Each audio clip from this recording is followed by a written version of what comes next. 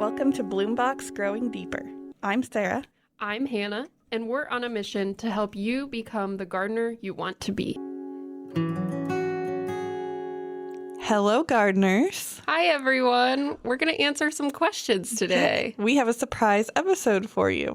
I'm so excited. I've been looking forward to this. This is one of the reasons why we wanted to start the podcast, so that we could answer listener questions. And you guys have sent them. So we aren't going to answer every question we've gotten today, but we're going to answer a lot of them.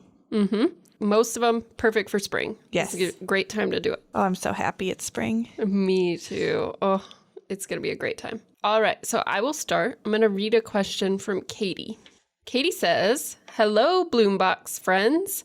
I've been listening to the podcast and have a follow-up question. I have a couple of flower beds that have soil that is practically like Play-Doh. I have had success with the things I have planted there, but this will only be the second spring. After listening to the podcast, I now know how to improve the soil. When I first planted the area, I put down paper mulch and bark-type mulch. Eventually, I would like to have enough ground cover planted that the mulch is no longer necessary. Same goals, Katie. I am all about leaving the leaves, but should I pull up the mulch paper to allow all of that to get to the soil? Thanks for your help. Best, Katie." Okay, Katie, you have the same problem that a lot of us have planting around our houses, especially that foundation where, as frustrating as it is to us gardeners, we do want our houses to have sturdy foundations. So it's pretty compacted and it can be pretty clayey too. So I did ask a clarifying question from Katie about this mulch paper because I wasn't sure exactly what she meant. And she does mean that black weed barrier paper. Oh, yeah. Because the way she said it, I was like, maybe it's something biodegradable. And in that case, let's leave it. But that black paper. Like landscape cloth. Yes, I would call that landscape fabric. Yeah. Or weed barrier. Mm-hmm. That's what she's talking about. Mm-hmm. And that stuff doesn't degrade. Oh my gosh. It doesn't degrade and it doesn't work. Yesterday I was working in the garden and I have some down around my raised bed. Right. For that I put pea gravel on so that I don't have to mow right up against the raised beds. And so I was cleaning that up, getting it ready. And there's just grass growing straight up through that. Lovely. So, to each their own, but it doesn't work for me. Right. And if you're trying to rely on mulch and your plants to improve your soil, then it is a barrier. So leaving the leaves is great for improving that heavy clay soil, but for it to work, it has to reach the soil. So my first recommendation was to Katie to remove that black paper, and it sounded like she was going to head out and do that. Perfect. After that, honestly, she's doing everything else that I would encourage her to do. She's leaving the leaves. She's letting the plants do the work. She's planning to keep the ground covered with plants. So I think she's right on the right track. She just needs to get that paper out. Mm-hmm. You're doing it all right, Katie.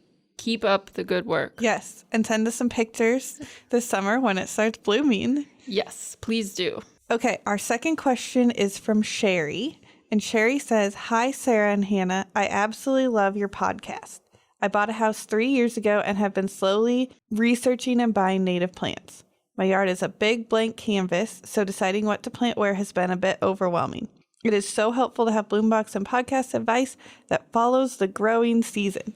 I was going to go out today and start prepping my gardens, but now that I listened to the latest episode, I'll wait till April and find some other things to do. I do have a couple questions for you. I have planted a couple things that just aren't thriving and need to be moved. Should I wait until April to move my plants?" She did send this question a little while ago, and I got her an answer right away, but we wanted to talk about when to move plants. And mostly because I walked in this morning and said, "Sarah, I moved my goldenrod yesterday. Was I wrong?" Just too late to ask because I already did it.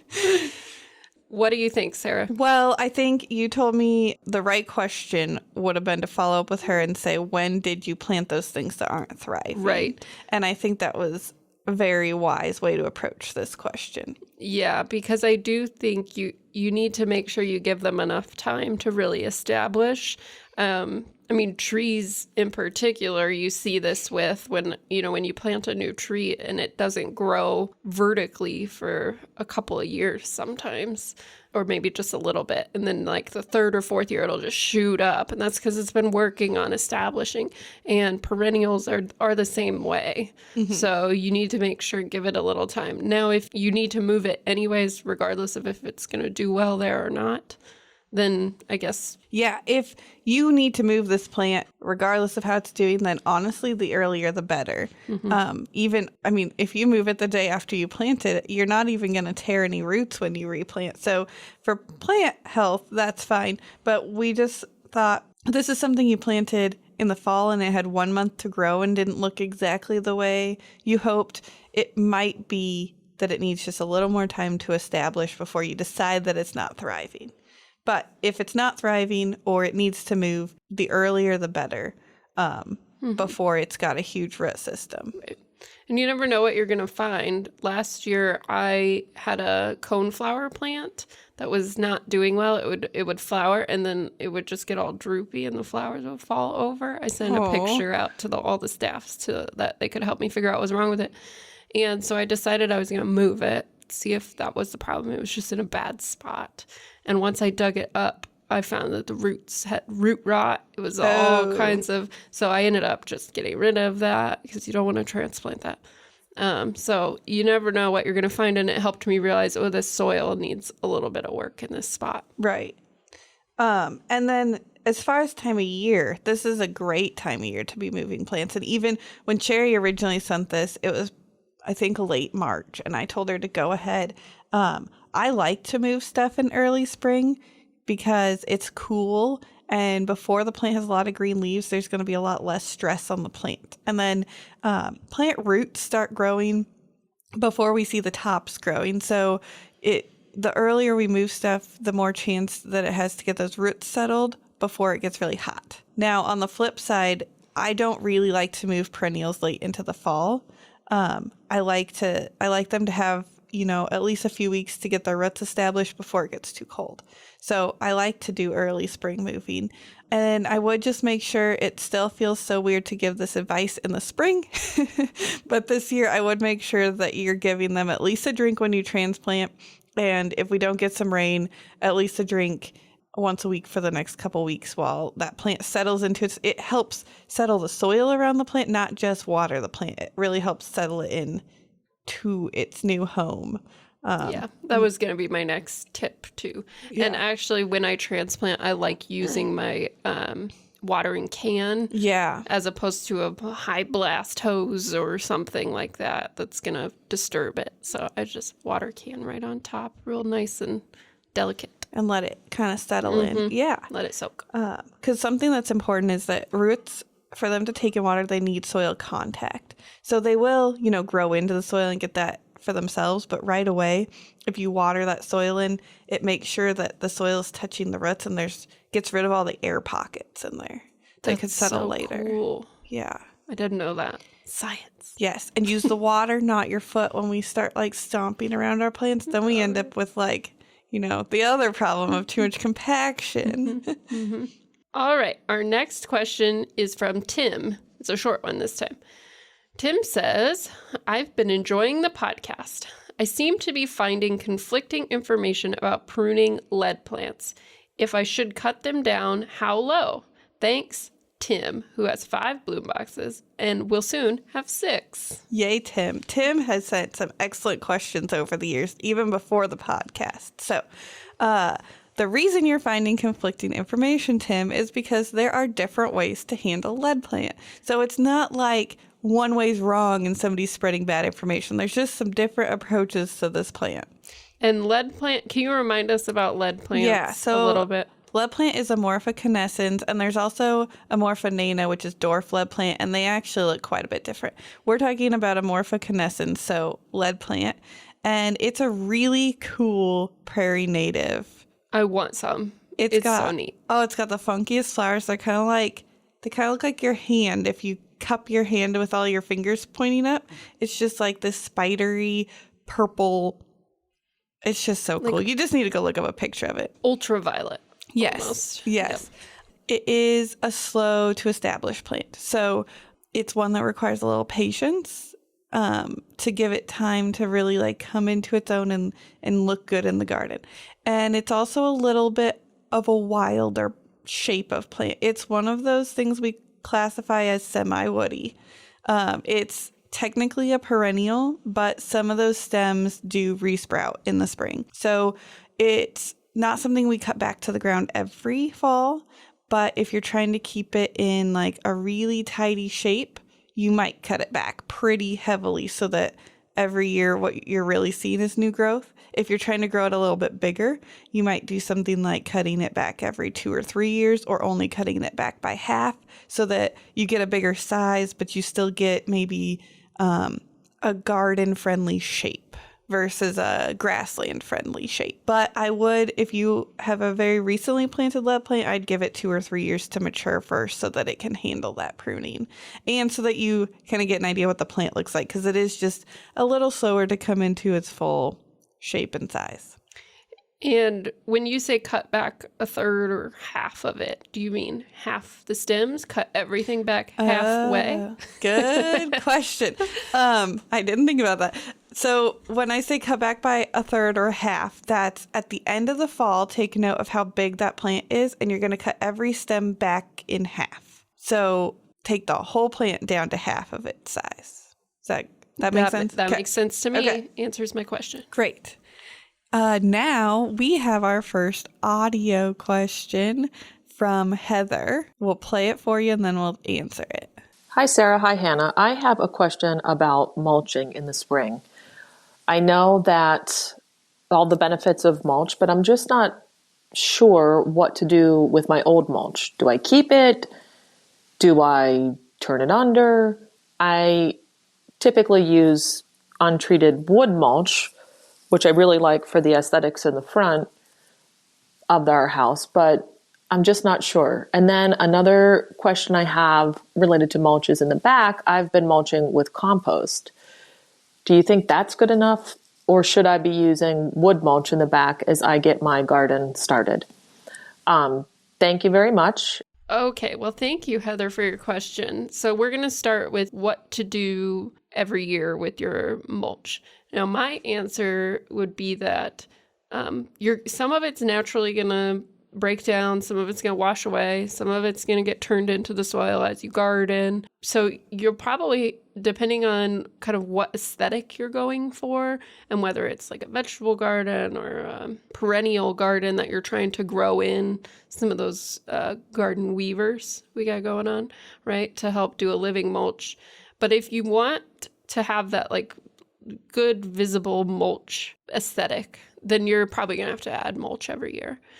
You don't have to scrape off the old mulch. I would just add to it, making sure that you don't get it too thick. You don't, especially around our native perennials, you don't want a lot of mulch because you do need some things to be able to get to the soil. So that would be my answer there. I get a pile of mulch every year, and I mulch my new beds, of course, and my vegetable garden. But really my perennials, my native, my pollinator gardens, I usually don't. I think my bloom box garden, which is on year 4, I don't have to add any mulch to anymore. So it varies depending on what you're growing and where. Yeah, I agree. I think the big question I heard here is, yeah, that first year after you plant a garden is your biggest mulch push. It takes the most. I mean, you're trying to put down 2 to 3 inches of new mulch, and that's a lot. But every subsequent year, you're going to put in a little bit less. You don't need to remove anything, but definitely do not put that full 2 to 3 inches on like you did when the garden was new. You're just adding enough to fill in, if a spot washed away in a heavy rain or a spot decomposed faster. You're just adding a little freshening up. Mm-hmm. So your second question, Heather, was about mulching with compost. And I did ask some clarifying questions on this. She has a maple tree with some high roots and was using compost to try to mulch around that to create the chance to plant in there. And so we talked about how compost isn't mulch. So compost is 100% organic matter. it's plant food and a soil amendment, but it is still going to continue to decompose in the garden. So it really only adds, height or cover for a very short amount of time. And it's not cover in the way that mulch is to protect from erosion and water loss. And weed infiltration. Oh, yeah. Yeah. Compost will make that worse. Yes. So compost isn't mulch. So if you do have a situation where you need to mulch and improve the soil, then I would put down a little bit of compost and then cover that in mulch. They are two different things that do two different jobs. But then we ended up talking a little bit more about this maple tree situation.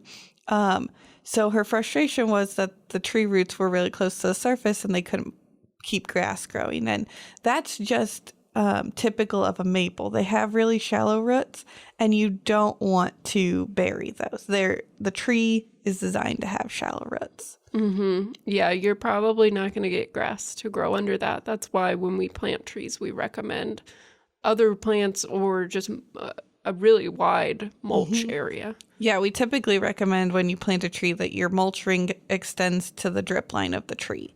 And the drip line is, the edge of the leaves. Like if you think of the tree canopy being a roof where the rain would drip down off of. So we talked about how, covering those roots is not going to be great for the health of the tree. So maybe an alternate approach would be to take some sedges and plug them into the bigger gaps between the roots. That'd be so cute. It would be so cute. And so woodlandy. Yeah. That's what you see if you're walking through the woods in a spot where the canopy's super dense and there's not a lot of plant cover on the ground. You'd see these little tufts of sedges in between the tree roots. Yep. Protecting from erosion and then not giving that gigantic mulch bed look, which isn't my favorite either. Yeah, because if you have an old tree and it's got a 20-foot crown spread, you're not going to mulch 20 feet around it. Well, people do. It's not my aesthetic choice. I would like to fill that in with plants because, turf grass might not grow well there, but there are plants that will and will look very nice. Mm-hmm. Yep. But yeah, we don't want to be burying our shallow rooted trees. All right, our next question comes from Bill, who starts out saying, I will shamelessly admit I have been enjoying the Bloombox podcast. And I wrote back to him and said, there's no shame in that. That's why we're doing it. There's no shame. He says, it's great to have a gardening podcast specific to Nebraska, and I get excited when I see a new episode has dropped. I have a few questions. Question number 1, the state is usually divided into east and west in terms of climate and what plants will grow well there. I live in Grand Island, and I'm not sure what side that puts me on. Or does the central part of Nebraska get a little more wiggle room to go one way or the other? Okay, so I usually split Nebraska based on precipitation and soil type. And really, when you look at it, we split into east and west. But even in the west, south and north within the state is very different as well. Because if you get into like the southwest corner under the panhandle, that's very different than Shadron, right? So if you're looking for a good divider, normally we do about Kearney. That's where we split. Just because it's easy. Yeah. But then really when we're talking about what to plant and how to plant it and when to plant, you're using your own soil, precipitation, although if you're going to irrigate, precipitation doesn't matter quite as much, and then your temperatures. I like to look, if you go on Google Maps and put it in satellite view, you can kind of see it's sort of a diagonal line. It's not a straight north-south line. It's kind of a northeast to southwest line where the soil changes into the sandhills. And it's a gradual change that kind of starts around Grand Island. Grand Island's kind of the access point of that diagonal line. But it's a gradual change. And so you're exactly right, Bill, that central area does get a little bit of wiggling back and forth, where especially in town, I would put Grand Island solidly in east because you're in eastern Nebraska in terms of precipitation and you've got an urban soil. So I would say you're solidly, if you're looking at NSA's plant list, you're looking at the Eastern Nebraska plant list.